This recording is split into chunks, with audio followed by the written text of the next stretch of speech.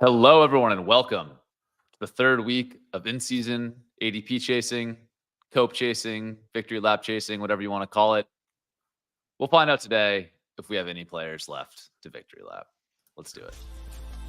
ADP chasing is for when you watch ship chasing, you go, these guys are just football guys. And the targets per outrun leagues, that's going to be really nice. Actually, back in if it's Ashane. Stare into our crystal ball.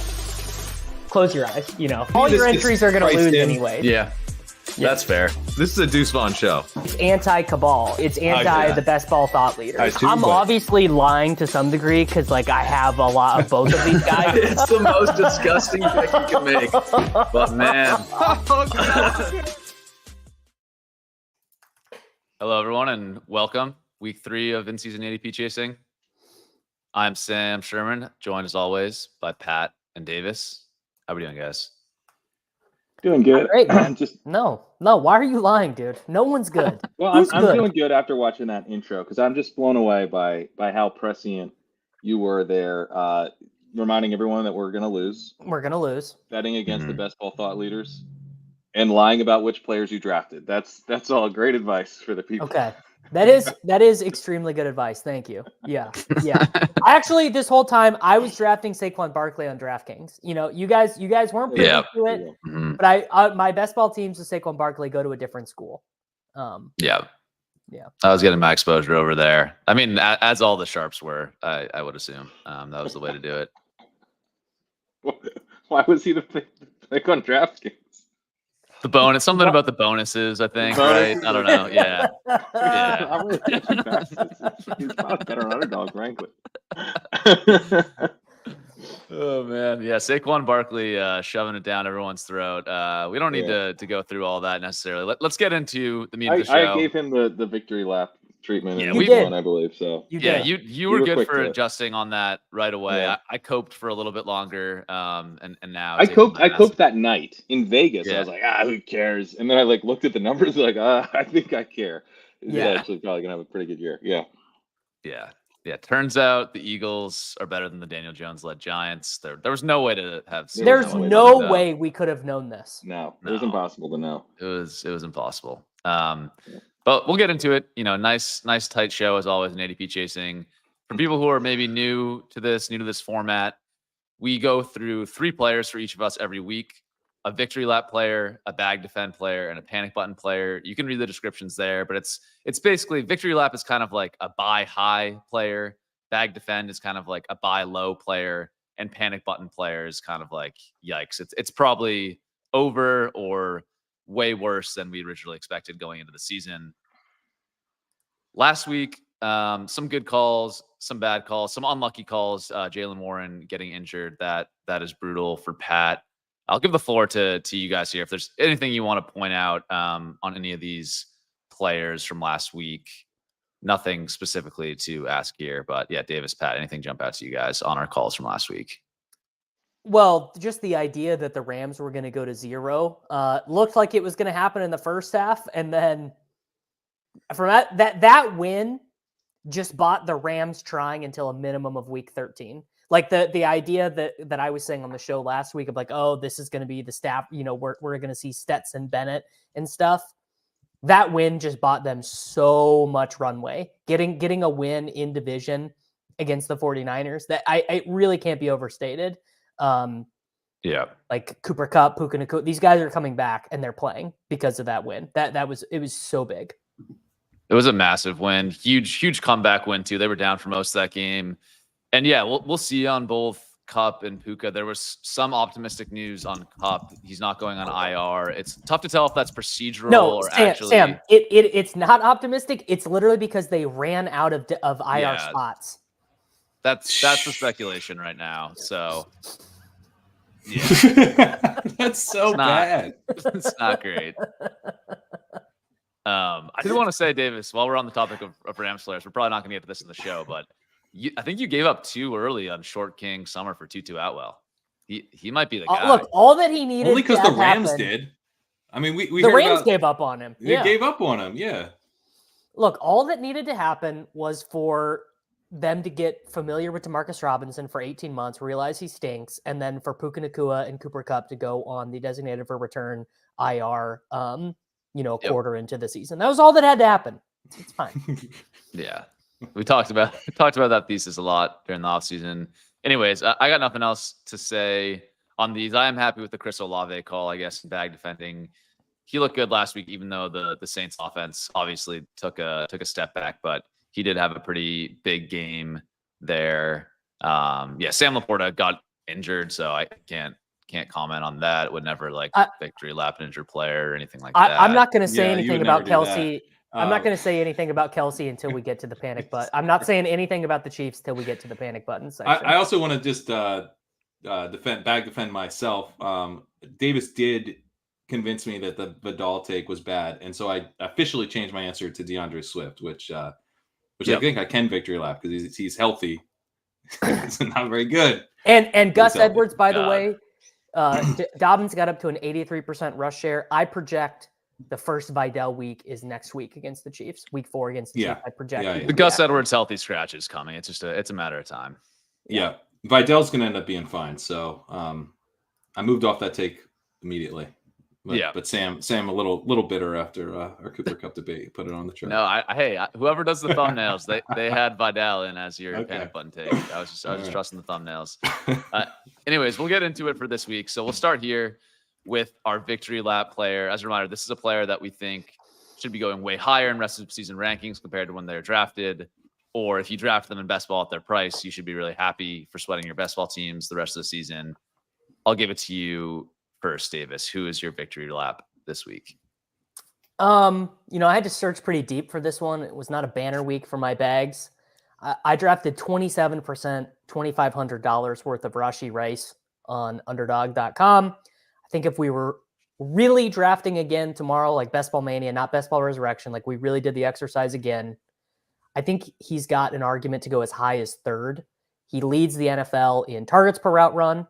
He leads the NFL in, I believe he leads the NFL in fantasy points per reception, not including touchdowns, which is obviously, he doesn't have as many fantasy points as Juwan Jennings.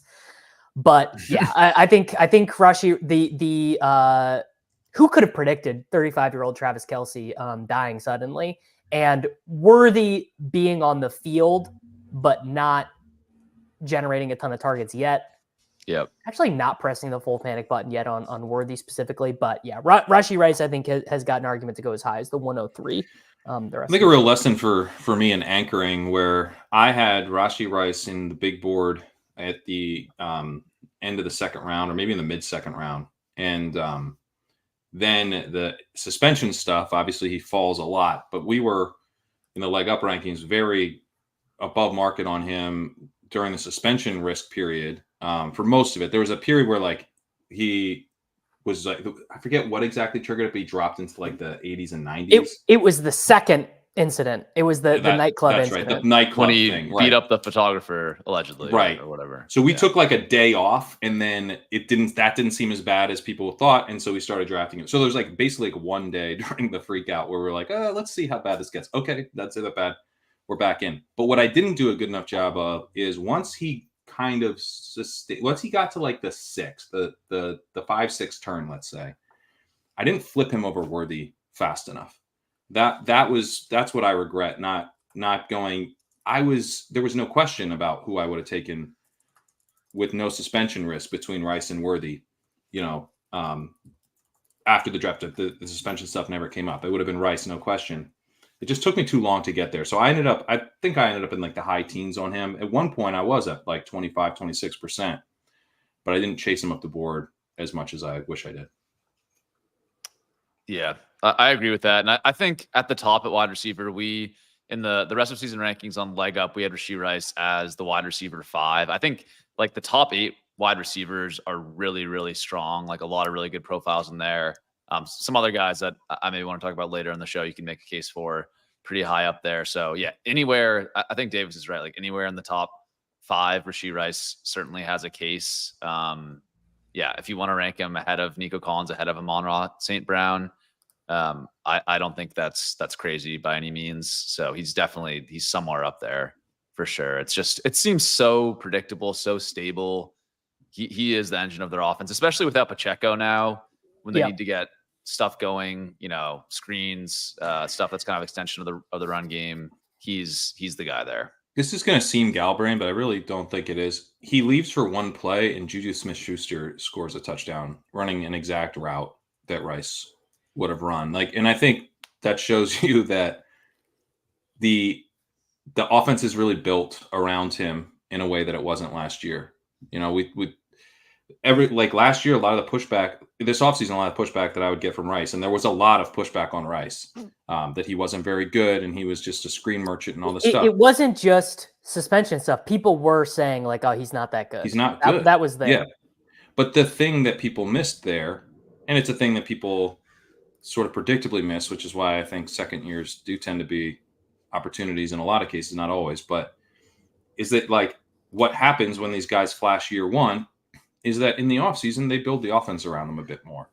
And that really does seem to have happened. I think that Juju touchdown would be an example of there's no way that they would design a play for Juju there. They design, that's a route that they trust him to run, but that was built because they have Rashee Rice.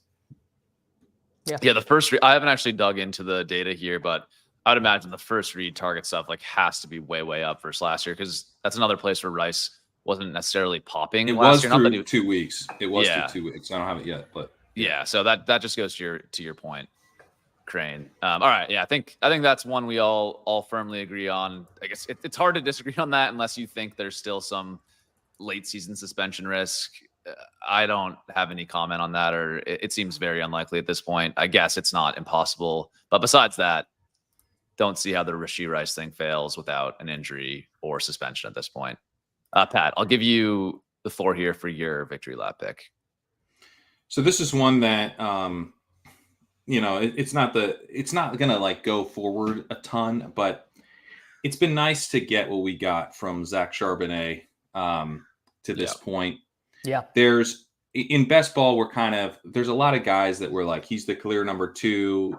This dude's got the contingent upside to fill in and all this stuff. But we're wrong about that more than we want to admit to ourselves in the summer. There are Tank Bigsby's floating around out there who it's I guess he was the number 2, but Pat, you remember Blake Corum? You remember Blake Corum? Yeah, Blake Corum. Yeah, these locked in number 2 guys that are just remember Clyde Edwards-Helaire? I mean, frankly, remember either Cowboys running back. They're the number 2 to each other, it feels like, and yet neither one can produce. Somehow they're all, and Deuce, somehow they're all the number 2. They're all the number 3. We would love a number 2. A number 2 would be amazing there. Do anything for that. You know what it is? They're actually, this is, sorry, not to derail your point, but they're playing Hunter Lepke, who's a fullback. They're playing him on a ton of snaps, as a running back. So he got a 15-yard down the field target. It was one of the most astonishing things I've ever seen. Yeah. Well, I had Ferguson in a DFS lineup, and I'm no. No. It's awful. Yeah.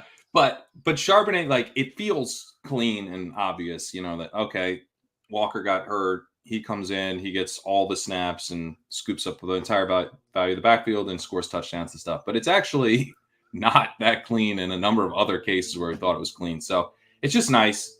The thesis of the play hit exactly as it was supposed to. I didn't hammer Charbonnet, but I had 12%. And he was one of those guys that I didn't ever really understand why people weren't more in on the thesis of him as the clear number 2 without really number 3 there. But he just kind of was whatever last year. Yeah, he's whatever. The rookie sheen wore off, so people were Charbs. Yeah, I got to do Blake Corum, who was who was ass, who was the Zach Charbonnet of Kenneth Walker's at Michigan. Right. Yeah, it's just very fun. I mean, and he's not very good. He's not fun to watch. Yeah. He does these things in some of his runs, he gets through all these bodies, and you're man, he does look pretty powerful. Will be shoestring tackled by someone will tap his foot. Yeah, literally. Yeah, I was gonna say. Oh, come on, man. Yeah, I think there was a play yesterday on a screen where he gets caught from behind by a defensive We're all thinking tackle. of the same play. And we're I'm all like, thinking dude, of the exact same play. Yeah, it's that is the thing. He's not fun to watch, but he does the things well that coaches like, and that was kind of obvious. Right. He does. Last year and obvious in his draft capital. So I agree. It was just a boring, but smart pick in my opinion. I'm with you, Crane. I didn't go all in, but I ended up with above 8% on Zach Charbonnet, and yeah, I mean it's kind of similar to Algier. I don't know if Very that similar. comparison rings true to you guys, but it's just like we always want to chase the sexy RB2s like Trey Benson, Marshawn Lloyd's, and like it's just like sometimes the reliable, boring ones can be the right picks. It's tough to parse out, and the story isn't written on those guys for sure. But yeah, it's makes sense. All right, I'll go to my victory lap. I thought this one was gonna get stolen. This is maybe the most obvious one, so I'm not breaking any ground here. But Malik Nabers just absolutely insane through 3 weeks of the NFL season, and I think this was a place where the sharps in the fantasy community just absolutely nailed it. Like Malik Nabers was going 6th round in your home drafts and in the ETR ranks and the leg up ranks, like all the sharp websites. He's like a 2-3 turn pick. Like if you were following those types of rankings in your home drafts, you should have Malik Nabers in every single one of your leagues. And it's just an absolute smash per Dwayne McFarland's utilization score. He's got the top utilization score of any wide receiver in the NFL so far. He's number 1 in PPR points per game. I think technically number 2 if you count AJ Brown's 1 game played so far this season, but number 1 in total PPR points, 38% target share as a rookie. Just insane numbers, like 58% air yard share, 60% end zone target share. Like these are just ridiculous numbers that if they he's hold got the highest season, target share of any player by over 4 or 5%. I can't remember. It's either no one else is above 25 or 26%, and he's at 30%.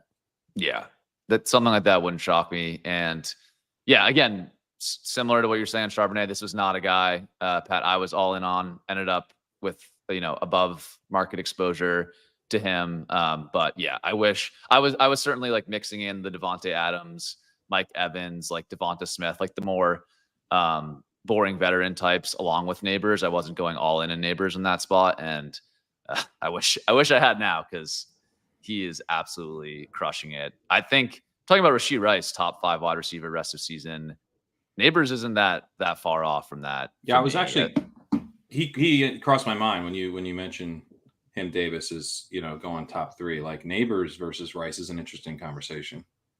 You could totally talk me into Nabers. Yeah, it's just I think I would not definitely. I would go Rice there, just touchdowns, Chiefs offense stuff, right. But it's not like same tier, I think, or at least very close. I would go Rice, but it's like, but only it's like Daniel Jones versus Patrick Mahomes is why.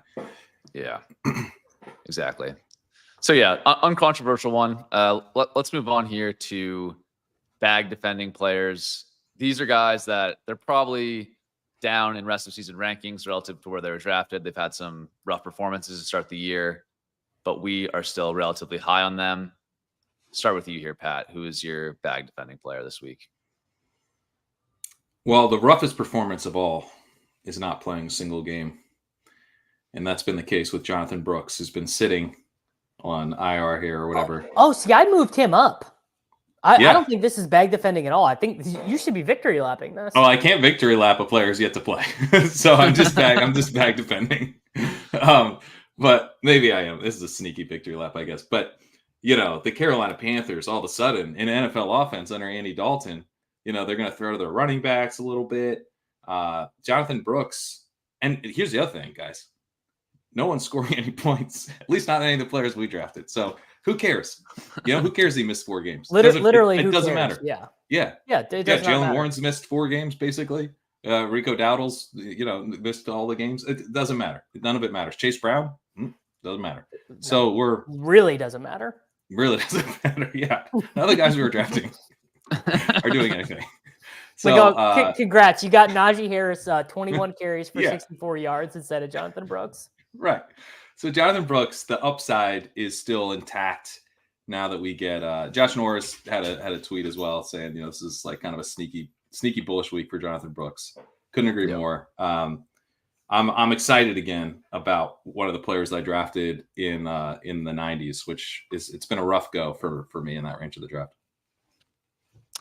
I think that's a good one. I mean, so it's so funny. Both Andy Dalton started like 2 weeks.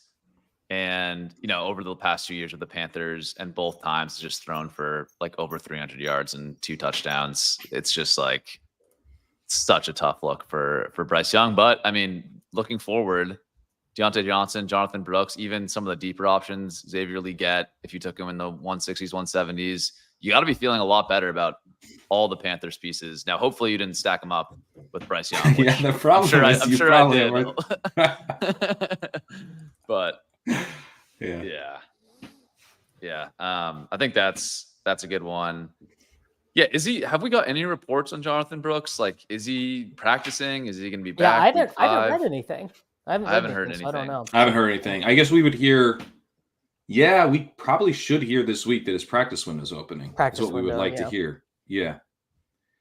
So that's why it is a bag defend. We haven't even heard that he might play soon, but just sit tight. We'll be okay. Sit tight. And I'm gonna make this point on a waiver show I do with Hayden later today, but he's available in like 30-40% of ESPN Yahoo leagues, allegedly. Like I never know about this data. It seems hard to believe, but that's apparently true. So he's the best pickup of the week if he's available in your league, like over Juwan Jennings, over any of these other buzzy guys that had big weeks last week. If he's available, he's got to be your top target for sure. Yeah, makes sense. I'll do my bag defending player, and this is a true bag defend for me. Definitely, probably coping a little bit here. This is a player I was really highly exposed to, but my bag defend is David Njoku. I know he's injured. I know he has a high ankle sprain, but let me just cite some really tiny, small sample data. On like the 20 routes he ran this year, he was targeted 25% of the time, 25% targets per route run. That's a really high rate. It's not fluky in my opinion. Over the whole second half of last year down the stretch, he was targeted at a 28% targets per route run for a huge stretch of the season. The rest of the tight end position has fallen flat on its face. It's not over for a lot of these guys, but I don't know. I'm about ready to call it over for anyone designated with the tight end position. Yeah. Just all of them. Just everybody. Just eliminate it, dude. Just do like they do with college football and just make them wide receivers and then, have at it. Wow. Never thought I'd see the day. Come on, man. We'll be okay. The tight end position will be okay. I'm having a cranky Monday, dude. I went 2-8 in FFPC main events this weekend. Like I'm having a bad week. The basically tight end sentiment at this point just comes down to how many targets Brock Bowers had. And he had one target, so everyone's out on tight end again. Yeah, it's over. It was ugly. But anyways, just finishing my Njoku point, like the ankle injury is definitely a big if. High ankle stuff that always lingers longer than you think. But say it's like week 8. I'm not even saying when he returns and he's limited in weeks like 5 and 6. Say it's like week 8, week 9, thinking forward to that point of the season. Wouldn't you just rather have David Njoku than Mark Andrews, Kyle Pitts, Dalton Kincaid, all these other guys at this point? Like I'm the first two. I don't know about Kincaid yet. The upside there. Yeah. I mean, the other thing is you're tying yourself to Watson, who's looked so bad, man. He's dead last in the NFL and EPA. They just spotted him a touchdown. Like on the first snap, they scored a touchdown, and then it was like, that's up. Or are we done? Can we go home? That's it, right? We won the game. Like, no, Deshaun, you're gonna have to play the rest of this game. And that didn't go very well. It's not perfect, but in my mind, and again, this is like the coping bag defending point of view. With Deshaun, you have noodle arm Deshaun. So on one end, you can get there. If Deshaun just can't throw the ball, they have to throw a ton of screens, dump off to Njoku. That's kind of how he's won historically. And then number 2, we always think these quarterbacks have this huge leash, and I get it. He's owed like $300 million.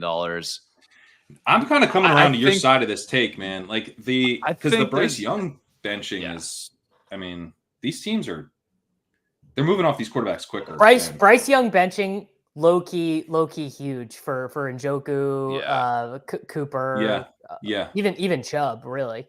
Here's the other part: is Stefanski got a extension or got some extra money this offseason. I'm sure that was part of the conversation when he got paid. Was, hey man, like you have some job security here. Like again, this is pure speculation. I don't think they gave an extension and said, you have to make it work with Deshaun Watson or else you're fired. That would be kind of a weird way to do it, in my opinion. Dude, the Deshaun Watson stuff, like, they proved that they can take a huge Deshaun Watson cap hit and be favored in a playoff game against the Texans with Joe Flacco. Like, Stefanski already proved that. Just don't give into the sunk cost stuff, and it's just time to move on. Like, come on, Yeah. what are we doing here? I think the Bryce Young stuff shows there's like a level, and Zach Wilson, showed this before as well, where there's like a level at which like you just can't keep doing it, and Watson's at that level right now. Like it's like it doesn't matter what he costs because playing him is not an option. So like that's it. Like whatever it takes, we got to move on. Like he's really at that level right now. Maybe he kind of pulls out of the tailspin, but I don't really see why we should think he will. I mean, he's been increasingly bad for every year since he's been there, basically. Yeah, and I get this. Like, this is definitely true. The Browns O-line's banged up and been terrible, but dude, I'm tired of the excuses for Deshaun Watson. Like, we're year 3 of this. He's been bad in every scenario, every circumstance. There's not been Like- one game. There's not been one game, one throw, one moment where you could be like, he's got it. He reached back in. He has throws occasionally where you're like, oh, okay, that's pretty good. But there's not been a game. I mean, I'd say that this last week is pretty representative where you're like, okay, there's some life here. They scored a touchdown to Cooper. But he had another touchdown too. And then it's like, but overall, they're a mess. They're a mess. They lost to the Giants. The Giants. They lost to the worst Giants, team bro. in the NFL. To the Giants. Come on. Yeah. Yeah. I know. Yeah. I hope they do it. I hope they do it soon. Let's just get it over with. It's going to happen. Yeah. That's my Imagine opinion on going. this. He's the first quarterback ever to get a fully guaranteed contract. Biggest contract ever. He's going to be out of the league after it. I don't think a single team will sign him, right? If he gets benched while still on this contract, No, this is crazy. There's no way. I mean, no, just for the PR stuff. Like, I don't even think a team brings him in as a backup. Like, what's right? the Why point would of you? that? Yeah, there's no point in it. And yeah, he's played terrible. If you want to have the conversation that in fantasy he still projects okay because of the rushing stuff, as long as they get, but sure, like super flex leagues or even where you took him in best ball. Not some huge L. Like he's He'll going to hit get a your rushing lineup touchdown. occasionally. Yeah. Yeah, Well, it's not until about. I'm talking real football, like not fantasy projection. Like I forget what the Austin Gale stat they tweeted out was, but just like the worst EPA of any quarterback to start the year. Just all this stuff. He's not good. Well, I mean, hang on because you were bag defending his tight end. I mean, like compared to a guy like Dallas Goedert, wouldn't you rather have Goddard? You're going to get the stretch here with Brown and Devonta out. Certainly over the. It seems like AJ Brown might be back this week. Okay, well that's good. Yeah, I'm just not pricing in like long-term concerns for Brown and Devonta Smith, and maybe that's wrong. I certainly think next 5 weeks I'd rather have Dallas Goedert. I'm saying like looking forward to week 10 on. You're saying low advance rate, high playoff win rate. That's what exactly. Okay. I get it. That's the cope I'm using for David Njoku right now. All right. Yeah, that's my preferred form of cope. Davis, give it to you here for bag defend. Got a lot of guys I could do here. Could do Xavier Worthy. People just don't really want to hear it though. Like everyone's already made up their mind after 3 games. I will actually do one that people are not going to anticipate. Dontayvion Wicks played only 5 fewer snaps than Christian Watson this week. He ran 13 routes. Watson ran 14. That was also more routes than either. You had me in the first half. Well, but this was not the case. This was was Willis, but come on. But this was not the case in week 1 when Love was playing. Watson was the clear 4, clearly behind those guys, and he was clearly behind Kraft as well. That is not the case this week. But I think the even larger cope is LaFleur might just be that guy. Like LaFleur might just be so good at his job that a guy running 60% of the routes who's as good as I think Wicks is. And again, other opinions are out there. You can disagree on that. That's my projection. I think Wicks is awesome. And I think already seeing Watson's snaps start to limit off. And by the way, The Romeo Dobbs thesis that he can't earn any targets and that he's like real jaggy looks very, very true. Looks like he just is kind of a guy who's out there. Now, Jaden Reed is clearly just the best of these guys. And there's not going to be any seeding of his playing time. But I do think, particularly for what this show is I think Wicks is going to be insanely annoying for managed. Yeah. I just think there's almost no way you'll ever know when to use him in managed. Which is not to say you can never. It's kind of a false dichotomy because sometimes in managed you're looking at Crane. We were in this situation this week where on our main event team we had like 4 wide receivers who all projected for like 9.5 points, and we started Tyler Johnson, which is like kind of the reverse of what you should be doing. Like we were literally hoping that Tyler Johnson just got 9.5 points, right? Like that's all we need. Well, we left Gabe Davis, who's got this game tonight, and Juwan Jennings on the bench, right? Oh. Yeah, not great, but not really relevant. The point is, when you are playing Wicks, sometimes it's relevant to that team. It's relevant to that team. When you're playing Wicks, Why would you even that admit that Juwan Jennings is on your bench? Oh. It's so brutal, man. So sometimes with Wicks, you're going to eat 1.3 points, like it's just the way it is. But the weeks that Wicks hits, it's going to be like 4 for 82 and 2 type stuff. Yeah, I actually liked Wicks more in managed in some ways because I didn't view him so much as like a spike week guy. I viewed him as like more binary. Like, does he just like take that job? And if he takes that job, he's a huge hit, and he's actually very startable. You're not guessing about when to put him in. You're just like, I'm putting him in pretty much every week. So, yeah, I mean that him eating into Watson's role and eventually flipping Watson is exactly what we need to see for him. Well, to also, be a breakout this year. Bo Melton played 17 snaps in this game, and Malik Heath played 11. So that's 6 wide receivers who generated over 10% of the snaps. You can send Bo Melton and Malik Heath to 0 if you're Dontayvion Wicks, if you just keep playing well. Right. So like there are in a team that's going to pass this well, like it's pretty easy to get you to 65% of the snaps, like you could really see it.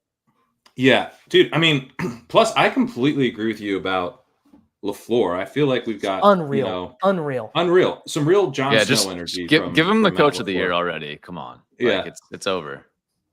What do you think of he's the Jon Snow of this coaching tree. We got Mike Shanahan, Ned Stark, Kyle Shanahan, Rob Stark. We got Daenerys Targaryen, Sean McVay, and Jon Snow. This guy, he's the cast off. It's like, oh, you're getting some like kind of semi-related guy to this Shanahan tree, whatever, but just quietly working away. Do you know? Got sense of the wall with Aaron Rodgers. Do you know, by the way, there's another guy who is on that Commanders coaching staff. I just learned this week. Wade Phillips' son, Wes Phillips, was on that Washington Commanders team, the one with McDaniel and McVay and KOC and the other guy and LaFleur. They were all there. KOC could also have the case to be Jon Snow, to be honest. Yeah, Wes Phillips, the Vikings offensive coordinator, was on that staff as well. I wish I knew. Filled the water the water jugs in the facility at this point. I'm interested. What did you pick up? Yeah. You went into the defensive meeting? Someone hire Shanahan's wife, dude. I think her name is Nicole. Someone hire his wife. You see, Scott Barrett had a good tweet with his sister. The next. Yeah. I mean, she's got to be. She's got to know. She's got to be better than Matt Nagy. I mean, that's just a guarantee. I wish I knew Game of Thrones references enough to have a good joke about who Shane Waldron is on this, because he's technically part of the Shanahan coaching tree. Reek, I think he's Reek. I was gonna say Reek, or maybe Hodor. Just like he's just no, Hodor is a hero in the end. That's not fair. I stopped watching. That's not fair to Hodor. I stopped watching after season 4. Okay. I just want to add on Wicks. He leads Packers in targets per route run through 3 weeks. So again, small sample. That was always the thesis. Yeah, these are kind of Malik Willis stats. So like you kind of in some ways throw out the data from Malik Willis once you go back to Jordan Love, but it's still a good sign that when Wicks is on the field, he's getting targeted at a high rate. Yeah. And as we see with the 49ers, like one, two injuries happen here. All of a sudden, Wicks could be projected for a huge role. So, yeah, I think if you have any Packers players, like you haven't really gotten good results for where you drafted them, except for maybe, Jaden Reed week 1. I guess Josh Jacobs has been pretty good. Yeah. But I'd be kind of pumped to own like all of these guys, to be honest. Like maybe Christian Watson's the one where I'm not pumped, but like even Dobbs at pick 100, like I just get a guys on the field all the time with Matt LaFleur and Jordan Love, and I'm pretty happy with that. Versus some other guys, you look around pick 100 and you're like, oh yikes, like Josh Palmer, Javonte Williams, like give me a Packers player. Like I'm all right with that. Some good comments in the chat here. Mike McDaniel being Bran Stark. Yeah. Someone asking who Gary Kubiak is. Obviously, he's Robert Baratheon. So that, but yeah, there's some good comps here in the chat. Yeah, I have no idea who these people are, but it's funny how quickly you can do them. Let's move on here to panic button. I'm gonna go first and take the obvious one. Mark Andrews, man.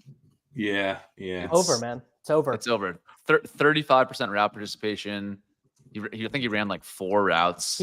He ran 4 routes, man. It's over, dude. It's like legit. So this is Jason Witten on the Raiders type stuff.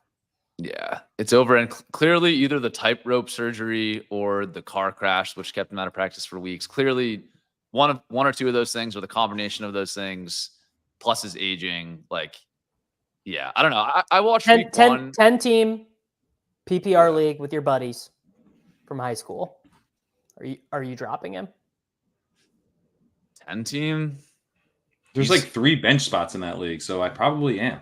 Like, I think he's pretty clearly a drop in. Like, Matthew Berry always used to say this when he'd write his stuff at ESPN. It's like, you don't have to like it, but that is the most common style of game that people play is 10 team PPR with short benches. He's a drop, dude. He's a drop. Yeah. I agree. Yeah. At this point, like, who has more upside? Mark Andrews or Cole Kmet? Oh, Kmet, right? I mean, Kmet is playing with an offense that you can at least dream and imagine 40% or 40 passes in a game.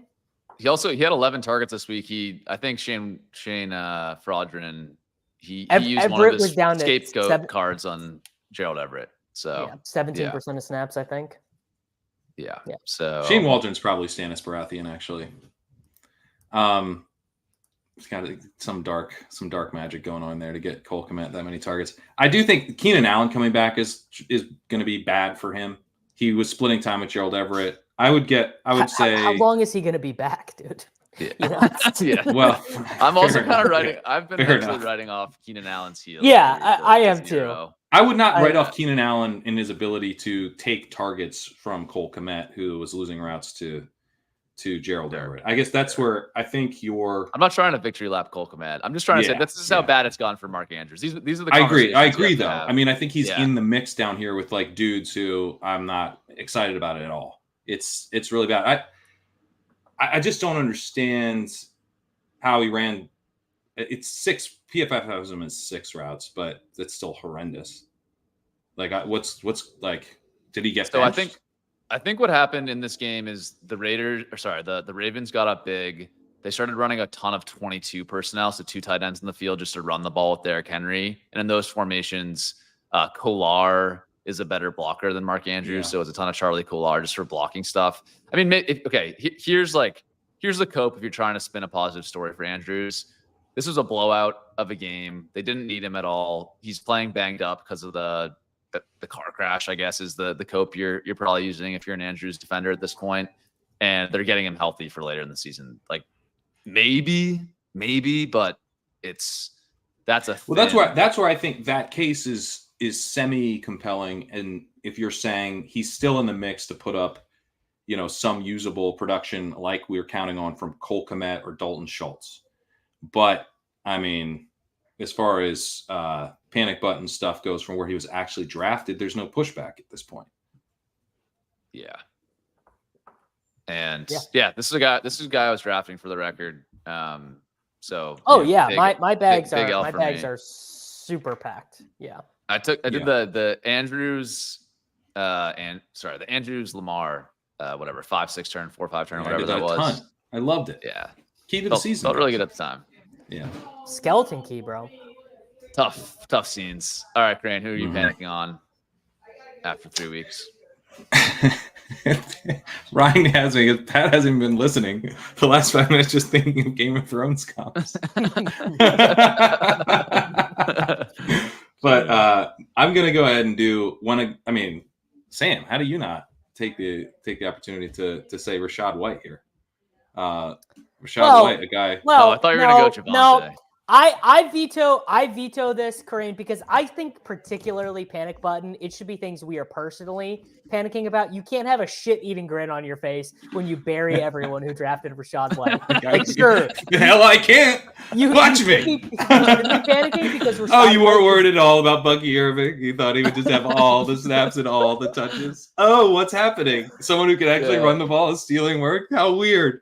How The premise of strange. the show is so funny that you can set up a panic button player just to completely victory lap one of your own picks.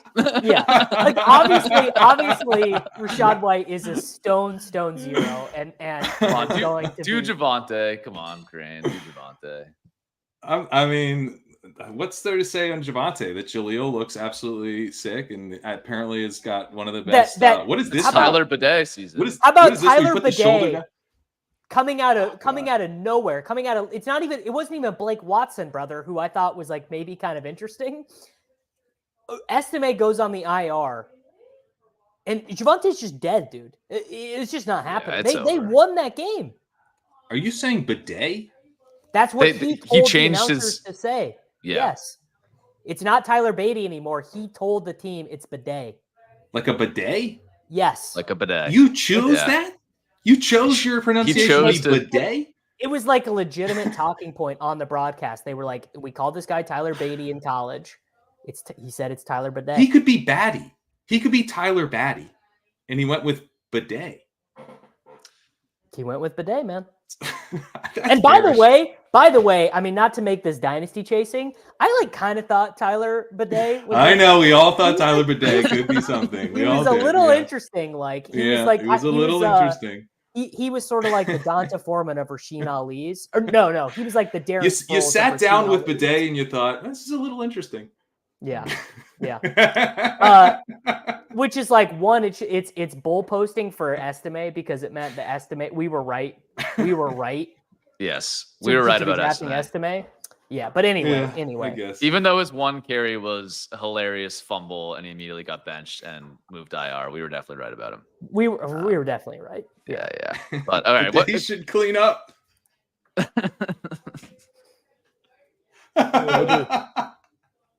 Maybe. It's hard to say. Well, okay, what is the take that you want on the record here, Crane? You can do the Rachaad White thing if you want. I want Rachaad White. Okay. We're allowed to panic button about whoever we want to panic about. It's not looking good, guys. It's not looking good. Maybe the fact that he's been the worst runner in the league since being in the league was bad. Who was saying this all of last year? It's hard to remember. Yeah, but then his price was cheap then, and it didn't work. Now it's working. Yeah, that's true, man. Let me just say this while we're doing cope chasing. The Rachaad White fade last year was right if just fucking Sean Tucker or Chase Edmonds or any of those guys could play at all. The Rachaad White fade would have been beautiful. Well, Sam, I mean, I had a huge bull position on Rachaad White his rookie year. Oh, I did too. He was like my most drafted running back, and then after I was like, my pushback on yours is kind of a classic debate of ours where like I wasn't really that in on White. I thought he was draftable. So I had like 7-8% of him last year. And I was pushing back on the idea that we had to give up on him as a runner after year one. And, the situation and him as a receiver made him fine. But I didn't have the bull position. I mean, if I took the bull position from year one and took it to year two, I mean, that would have been amazing. So we both really yet to be right on Rachaad White. Yeah, I've never really had the correct Rachaad White opinion, except that I never applied the Rachaad White opinion correctly. But he's not a good rusher. He is a good receiver. He's just, I don't know what to say. I don't know what the excuses are at this point, like for his rush efficiency. It's him, Javonte, Zeke, Miles Sanders at the bottom of rush efficiency lists. Like, Christopher's in on. He wants the Javonte take. He said he loved the feeling that he got from Bidet. Loved it. Loved it.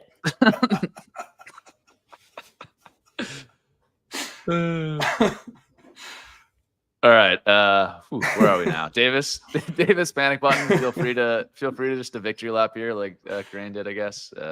Yeah, do whatever you want. Doesn't No, matter. I think outside of Rashee Rice, there's a reason to believe that every other Chiefs piece that gets drafted will be a negative advance rate player, other than Steele and Pirine. Steele That's and not great Pirine. for you, man. No, it's not. And I'll tell you the mistake that I made, and I'm wondering. I guess what I'm wondering is if there's any way of a person of my predisposition to have avoided this. But basically, what I'm realizing is they simply do not care. And I thought they were going to care. I thought that drafting Worthy and signing Hollywood was an indication that they cared. And they don't. They have already kicked 2 field goals inside of the 1 yard line, as in the nose of the ball was probably over the end zone when it was hiked. Like, it would have been easier to score a touchdown than to not. And Mahomes isn't even like arguing with Andy. He's like, all right, come on, Harrison. Come on, come in and kick. Who cares? They turn the ball over. Mahomes throws a terrible interception, which is like his new favorite thing. And they just walk to the sideline and they kind of just laugh. They're just like, we'll get him next time. And then they do. You can see that, like, for like a moment they'll care. Like they came out of halftime last night and they're like, all right, let's go score. And they went and scored. Yeah. Kelsey like rips off what was it? Rice had a long one, then Kelsey had a long one, and they just went down and scored. And they just, they're in their 2012 Patriots era. They refuse to play a good game. It doesn't matter. It just doesn't matter. And I got it wrong. Yeah, I got to say, not fantasy football point, but as someone who was a Patriots fan in the 2010s, I know where Davis is coming from. He's in like the totally spoiled fan era of his Chiefs fandom. You're fucking complaining about being a Chiefs fan right now, man. Like, no, he's complaining I'm about his baseball bags. He was hammering every team. Being a Chiefs fan is great right now. People in Discord last night were like, oh my God, do we take the Chiefs money line at halftime? And I was like, are you guys even watching? They could play this game a million times. The Falcons win 0 of them. Okay. And I misunderstood your point then. I thought you were saying like the Chiefs are boring, which maybe is part of what you're saying, but it's more about your best ball bags. Okay. It is what he's saying, but it's about the best ball bags. Yeah, it's about the one thing that I will leave my light on for is that, Worthy is still going to score like 10 touchdowns. Like it's just, he's just going to be completely useless and managed. I mean, he was a shoestring away from scoring a long one last night. Like that is going to be fine. As the chat is saying, were the Falcons not a missed PI away from winning the game? I mean, guys, the Chiefs get the literal most favorable whistle in the league, and that's not changing either. That's not like people get so mad about that. Like, buddy, it's just what do you want? What do you want to say? It just is what it is. But that's a huge bummer for me. Kelsey is going to stink. Mahomes is going to be brutal. Pacheco obviously is a 0. He's not going to play again this year. Worthy, I guess the one thing that is kind of helping Worthy is that every wide receiver who went directly ahead of him is like the worst pick on the board. Right. like actual. Higgins. Yeah. T. Higgins might be the smash there, man. Yeah. I was like, I'm comparing him to like Christian Kirk and Terry McLaurin, who like, if we were drafting today again, like might be like 11th round picks or something. Yeah, I would still keep like some, I don't know, the Worthy stuff. I think I had an overreaction week 1 with how good he looked. And I was like, he's immediately like a redraft startable asset, wide receiver 3, wide receiver 4. That certainly hasn't came to fruition, but just the fact that Pacheco, Hollywood are now out, I think they're going to find ways to involve him over time. He had 3 touches in their scripted plays. So their first 15 scripted plays, he got the ball 3 times. Like the worthy fader victory lappers, they're gonna have to take their medicine as well. I would be careful. Yeah, I'd be careful fading. I would be careful victory lapping a Worthy fade because he's still the fastest guy to ever be at the combine. They have tried to get him the ball through the first few weeks. He's playing a lot. He's playing with way Patrick more than the Mahomes, Faders thought. He's 70% playing of way the more. routes. Yeah. And like, you know what the Chiefs could really use is a guy like Xavier Worthy coming into his own. Like that would be a huge deal, a really good development for the offense. He's about to play his 4th NFL game. Like if he didn't play, he's 21 years old. Yeah, like the idea of victory lapping Xavier Worthy not being ultra productive through 3 weeks is just like zoom out. You know, I'll tell you this, Andy. You can do it privately. don't you can post do it privately. Publicly. Yeah. Andy would love to not be playing this guy. Andy would love. I think one of the key things I maybe missed was that Hollywood. I think they actually plan on playing on Hollywood being a little bit more important than I kind of thought they would. In the early, kind of thought Hollywood would be a Yeah. bonus, but my guess is after watching them right now, seeing the amount of like juju that's involved, like I think they planned on Hollywood being pretty important. Yeah. I still think I think the worthy people, the worthy faders, to give them some credit, like some of the stuff about him not being a complete wide receiver, struggling with press coverage, like struggling to be reliable, I think is true. But again, we're 3 games into his NFL season. I think he'll figure some of this stuff out. Yeah. But yeah, it's But he's definitely not there yet. He's definitely got some stuff to learn. Sure, but like I mean, okay, so he's run routes of the last 3 weeks, 24, 27, 37 routes. No, sorry, that's Rashee. Let me pull him up. Yeah, his route rate's been like 77% week 1 and then 69%, 70% weeks 2 and 3. Yeah. But my point was trying to get to Rashee versus Worthy last. So here it is. He's already ahead of where Rashee was. 24 routes in week 1, 22, and then 31. He's seen targets of 3, 4, and 4. Rashee Rice was at 12, 6, and 21 to start his career in terms of routes, targets of 5, 2, and 7. So it's like his targets per out run's lower, but he's running a lot more routes.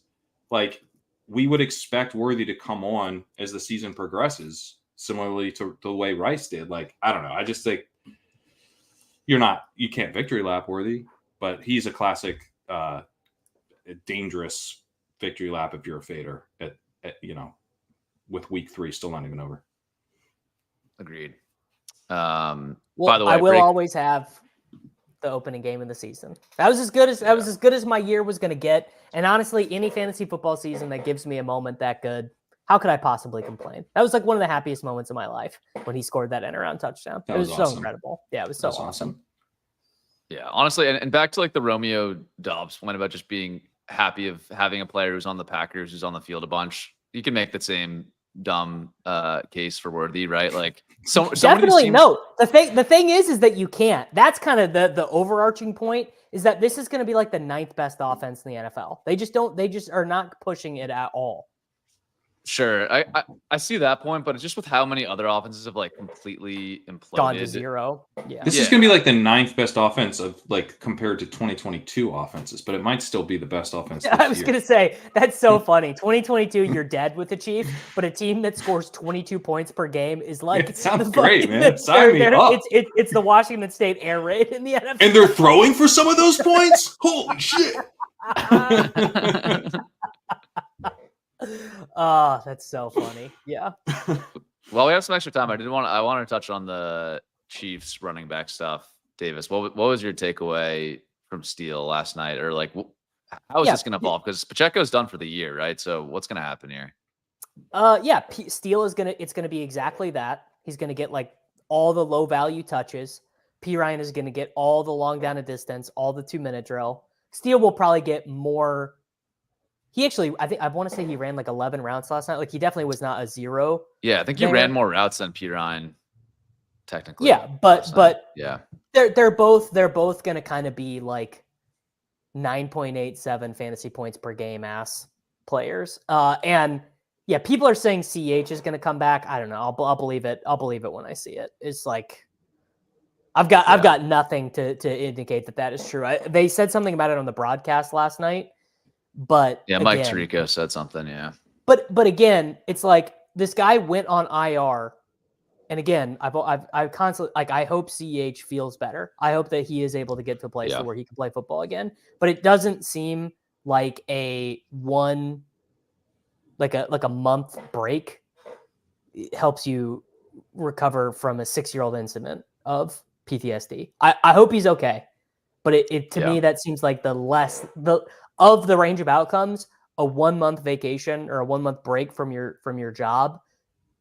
I'm skeptical of that idea. Our job, which is NFL running back, which is of even among like NFL positions, one of the kind of the most grinding jobs you can have. So correct.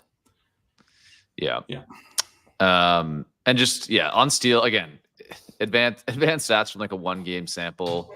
I won't say they mean a ton, but I think it matched the eye test too. That he had good success rate, just right at even at rush yards over expected, like slightly above average. So I think he can do exactly what they want a running back to do in this system. I think it's helpful to me. One reason I do like success rate is that it's like the coaches aren't going to go, well, it's just 1 week, so it doesn't matter what happened.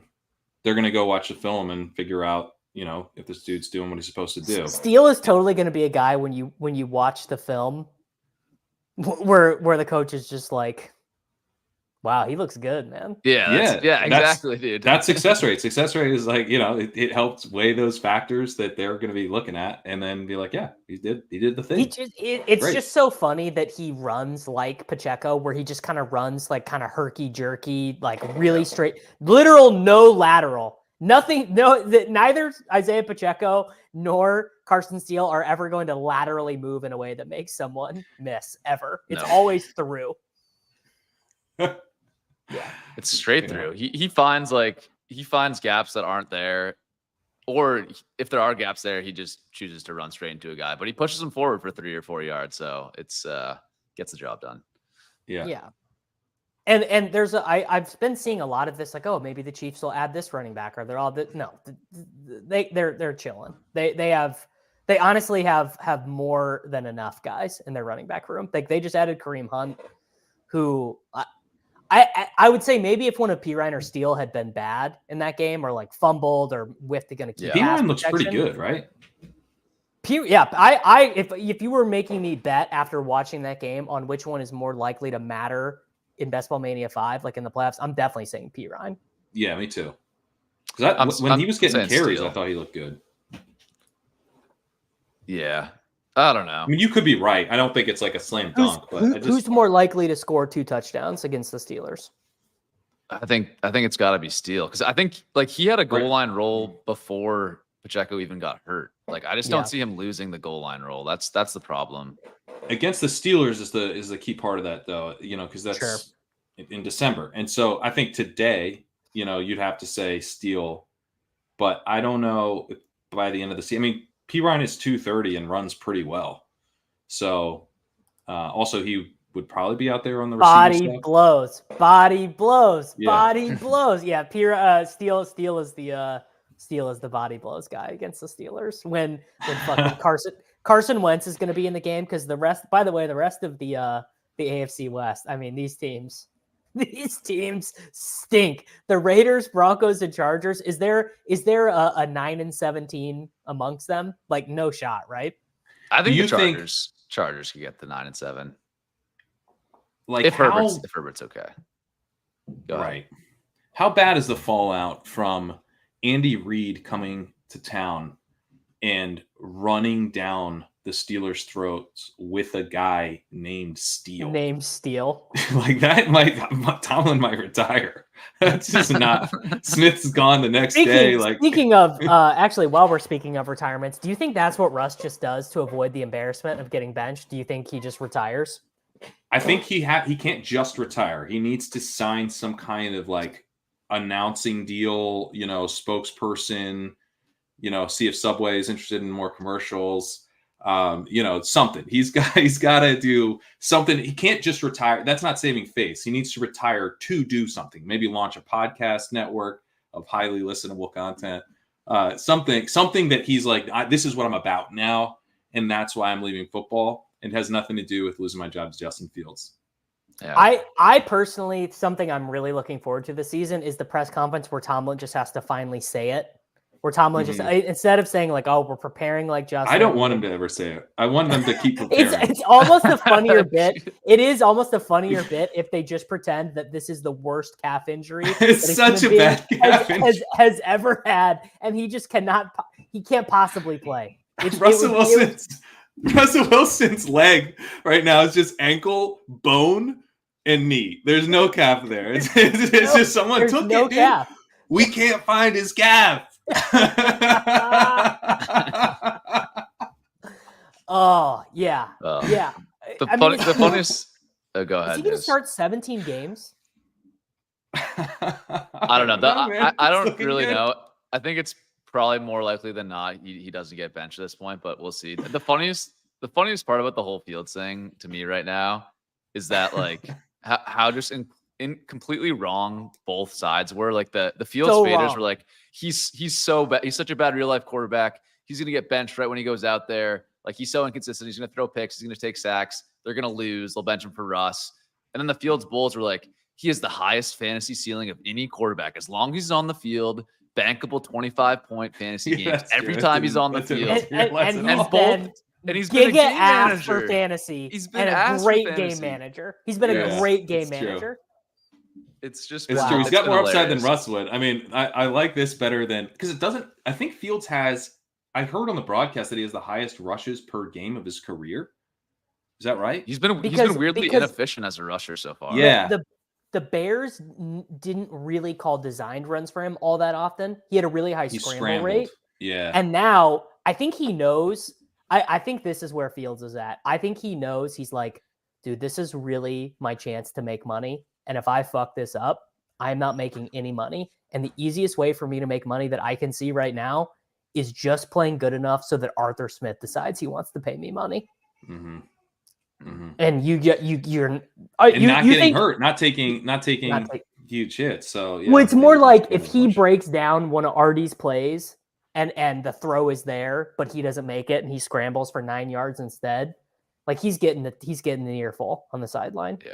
Yeah. I do think this is true. I wasn't trying to be too negative on Fields. Like I think they are going to open up the offense for him eventually. Like in your redraft leagues where he's still available on waivers, I think he's a great stash for sure. Because the ceiling is not dead by any means, but yeah, it's not going to be. Was kind of a spiky guy. Like he was, a lot of the rushing guys are kind of like you get the rushing floor plus like the ceiling for when they pop off. But Fields, to Davis's point, was more of that scrambler and long run home run hitter guy.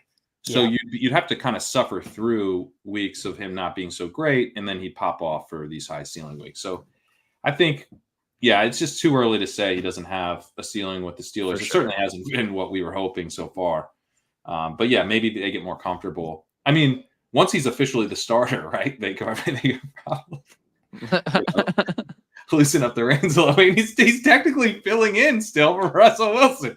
So how wild can they really get? Yeah, technically, this is like when Mason Rudolph had to start because Big Ben was hurt. It's really the same. Yeah, it's the same. Speaking of Mason Rudolph, we're going to be seeing him pretty soon in Tennessee. Man. Dude, how much does Callahan hate Will Levis? He's like, I get a head coaching job, and this is my quarterback. In the broadcast, when he threw that pick six, they were like, he wasn't even like trying to make anything happen there. He just threw up a dumb pass for no reason. What would Jake Browning cost to acquire in a trade? God, he's too valuable for the Bengals right now, honestly. By the way, to say like a third or fourth round pick. I fear that some of the Bengals hate is going to come back on us tonight because I fear like a Joe Burrow 270-yard 2-touchdown performance night. I was about to say 303, but I was like, no one does that anymore. So 272 is the new 300. Yeah, what do you think? Is Andy Dalton? Oh man! All right. Yeah. So yeah, honestly, the Penix pick was probably smart just to get a backup quarterback. Like that's how much that's how much like just knowing you're never going to start Tim Boyle is worth. It's worth a top down NFL pick. What does Tim Boyle do to get these jobs? I just don't get it. I don't know. Yeah. How I've does seen that enough of happen? Tim Boyle. I've seen enough. This would be like if Ian Book popped back up. Like that's the level where I'm like, what? I believe Tim Boyle? I believe Ian Book is technically a chief. Oh no. I'm pretty sure. We cannot see Ian Book. They should have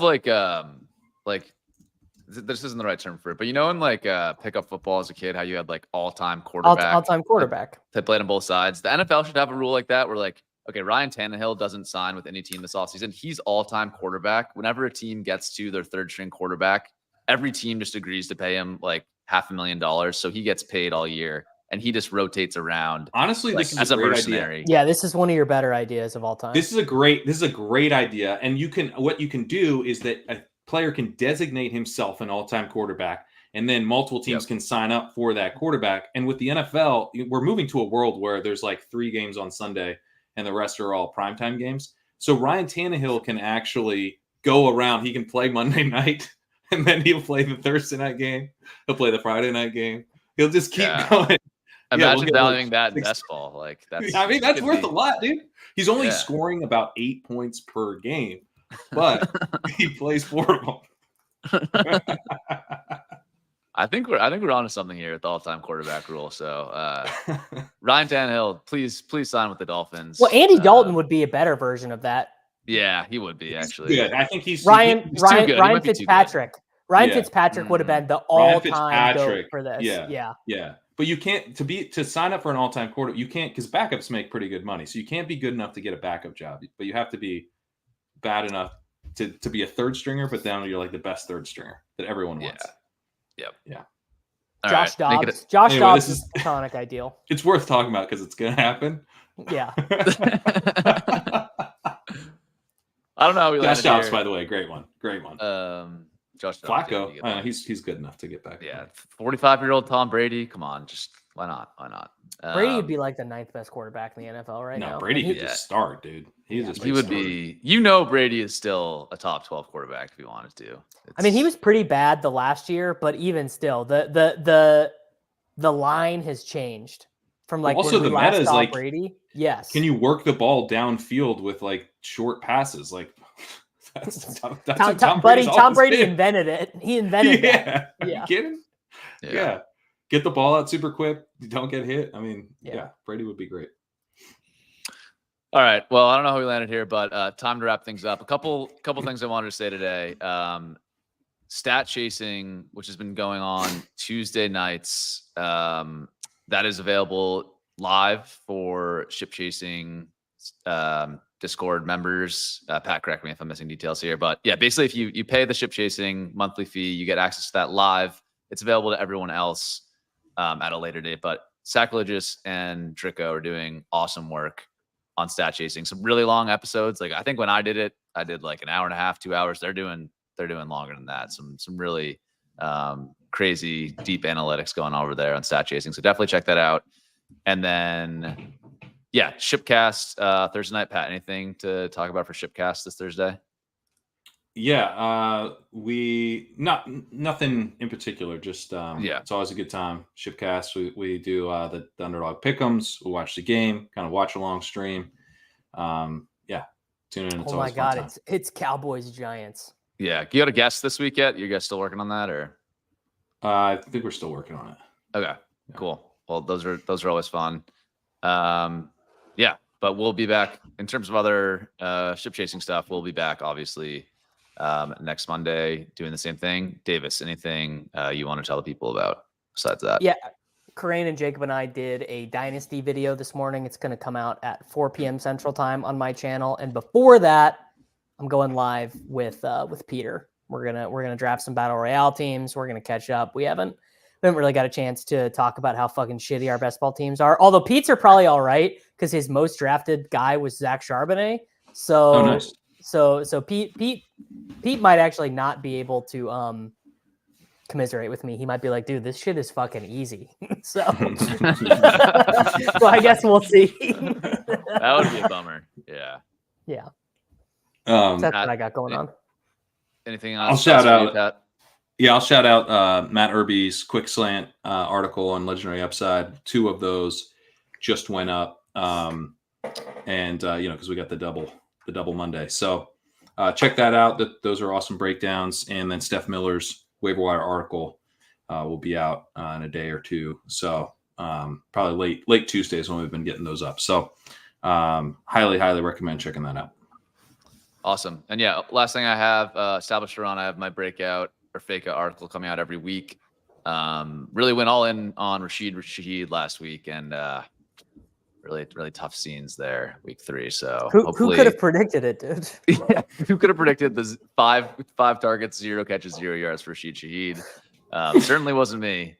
But yeah, those are fun. I think this week we'll be looking into probably Dallas Goedert, Jawan Jennings. Not really like traditional breakouts happen this week. Maybe Roma Dunze will get in there. That one could be interesting to break down. But yeah, I think you should do. No, you need to do a frame by frame analysis of just where Carson Steele lined up in the backfield on each one.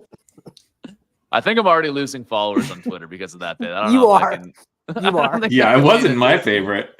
Yeah. No, you think to I'm be honest, enjoying it? You think Sam, I'm Why is it happening, Sam?